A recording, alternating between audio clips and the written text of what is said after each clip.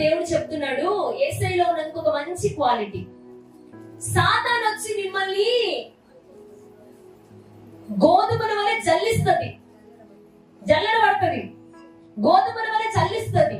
అయితే అయితే నువ్వు సాతాను ఆ జల్లెడలో పడకుండా, సాతాను వలలో చిక్కకుండా, అమలారా ఇంటారా, వినండి, అయిపోయింది, ముగిచేస్తాను. సాతాను వలలో, సాతాను జల్లెడలో చిక్కకుండా ఉండునట్లుగా నేను నీ కొరకు వేడుకున్నాను, నేను నీ కొరకు వేడుకున్నాను, అందుకనే నువ్వు నిలబడతావు. నేను నీ కొరకు వేడుకున్నాను, నువ్వు నిలబడతావు. నువ్వు నిలబడిన తర్వాత అనేకులు నిలబెట్టు. ఇదేనండి మాట. ఇప్పుడు మీరందరూ కూడా, ఇక్కడ ఉన్నటువంటి మనం అందరం కూడా సాతాను శోధనలు వస్తాయి. సాతాను శోధనలో ఉన్న వాళ్ళని మనం ఏం చేస్తున్నాం? సాతాను పరీక్షిస్తా ఉంటది, సాతాను పరీక్షిస్తా ఉంటది. శ్రమ టైం ఉంటది, పరీక్ష టైం ఉంటది, ఆ శోధన టైం ఉంటది. ఆ శోధన టైంలో మనం వాళ్ళని చూసి ఎగతాళి చేయకూడదు, కానీ వాళ్ళు పడిపోకుండా మనము వాళ్ళ కొరకు ఏం చేయాలి? వేడుకోవాలి, ప్రార్థన చేయాలి. అందుకనే యేసయ్యలో ఉన్న మంచి క్వాలిటీ ఇంకోటి ఏంటంటే, శోధనలో ఉన్న వారి కోసం వాళ్ళు పడకుండా, వాళ్ళు తప్పిపోకుండా, సరే నీ భర్తలో నీ భార్యలో ఏదైనా బలహీనత ఉంది, మీకు అర్థమైనట్టు చెప్తా, బలహీనత ఉంది, అబద్ధాలు ఆడే బలహీనత ఉంది, దొంగతనాలు చేసే బలహీనత ఉంది, జోబులో డబ్బులు తీసుకునే బలహీనత ఉంది నీ భార్యలో, లేదా ఇంకేదన్నా పాపం ఉంది.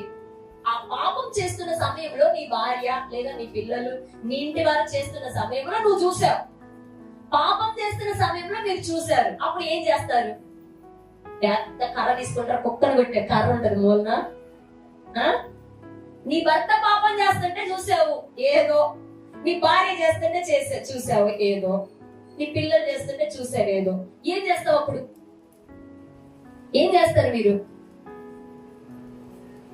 ఏం చేస్తారు అమ్మలారా?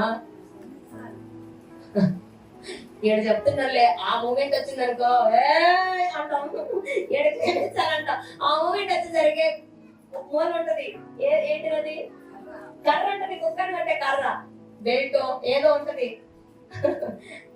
హల్లెలూయా. సరే, మనిషి బలహీనుడు. ఈ పాప లోకంలో ఎన్నో అట్రాక్షన్స్, ఎన్నో. అలాని పడమని కాదమ్మో, పడగాకండి. బాప్తిసం తీసుకోవడం తప్పు చేస్తే మామూలుగా ఉండదు శిక్ష. ఆడ తెలియనోడు అన్యుడు బాప్తిసం తీసుకోలేడు చేస్తున్నాడంటే సర్లే అనుకోవచ్చు, తీసుకున్న వాళ్ళు చేస్తున్నారు అనుకో, ఇంకా రోడ్లేసి అంతే, ఇంకా అయిపోతా, చరిత్ర క్లోజ్ అయిపోద్ది. అందుకనే భయపడండి పాపం చేయడానికి. కానీ ఒకసారి పొరపాటు ఏదన్నా, పిల్లలు గాని ఎవరైనా ఏదైనా పొరపాటు చేసినప్పుడు అప్పుడు నీ కంట పడుతుంది. అప్పుడు నువ్వు ఏం చేయాలంటే వేడుకోవాలట. పేతురు అబద్ధికుడే. అంతసేపు ఏసైతున్నాడా, నువ్వెవరో నాకు తెలియదంటే ఎట్టుంటది? భార్య 2 సంవత్సరాలు కాపురం చేసి అసలు నువ్వెవరు, నువ్వు ఇటోనివి, నువ్వెవరో నాకు తెలియదు అన్నదనుకో, అప్పుడు భర్తకి ఎట్టుంటది? భార్యకి ఎట్టుంటది?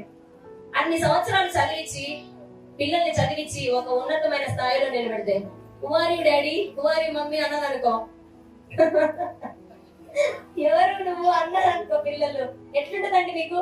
నాన్న నువ్వెవరు, నాన్న అసలు నువ్వెవరు నన్ను మాట్లాడడానికి అని నీ కూతురు అన్నదనుకో, అప్పుడు ఏం మాట్లాడతారు చెప్పండి? ఏం మాట్లాడాలంటే వాళ్ళ కోసం వేడుకోవాలట. దేవుడట వేడుకున్నాడట, పేతురు, సిమోను నువ్వు తప్పిపోతావు నాకు తెలుసు, అయితే నేను నీ కోసం వేడుకున్నాను, అందుకే నువ్వు స్థిరంగా ఈ రోజు నిలబడగలిగావు. నువ్వు స్థిరంగా నిలబడతావు, ఒక హోదా వస్తుంది. బలహీనులని నువ్వు నిలబెట్టు. అది అమ్మ, అర్థమవుతుంది నా మాటలు?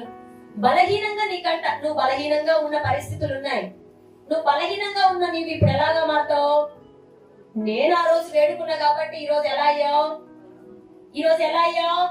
బలం తెచ్చుకున్నావు, బలంగా ఉన్నావు. బలంగా ఉన్న నీవేం చేయాలంటే బలహీనులని మళ్ళా బలపరచు. హల్లెలూయా. ఇది మాట. అంటే యేసయ్యకు ఉన్న మంచి లక్షణం ఏంటంటే ఆయన బలహీనులని బలపరిచాడు, బలం పొందుకున్నాడు.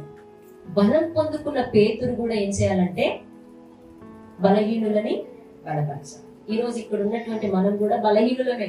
దేవుని మాట మనల్ని ఏం చేస్తుంది? దేవుని మాట మనల్ని నిలబెడుతుంది.